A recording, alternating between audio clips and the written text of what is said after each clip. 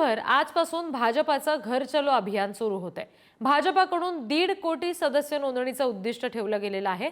स्थानिक स्वराज्य संस्थांच्या निवडणुकीच्या अनुषंगानं ही सगळी तयारी भाजपकडून सुरू आहे। संपूर्ण राज्यभर सदस्य नोंदणी अभियान राबवलं जाईल, त्याची सुरुवात आजपासून होतीये आणि 1.5 कोटी सदस्य नोंदणी करण्याचं उद्दिष्ट भाजपने ठेवलंय। आणखी तपशील घेऊया प्रतिनिधी निखिल चव्हाण यांच्याकडून। निखिल, कशा पद्धतीचं स्वरूप असेल या सगळ्या योजनेचं आणि साधारणपणे कितीचा हा सगळा टप्पा भाजपला पार करायचा आहे, आगामी निवडणुकांसाठी कसा फायदा होईल?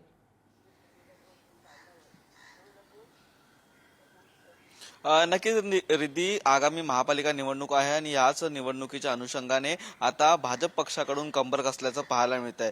याआधी देखील विधानसभेच्या निवडणुकीला भाजपाकडून जे अनेक अभियान आहेत ते राबवण्यात आलेले होते आणि याच मध्ये अनेक नागरिकांना त्यांनी भाजपाचे सदस्य म्हणून घेतलेले होते।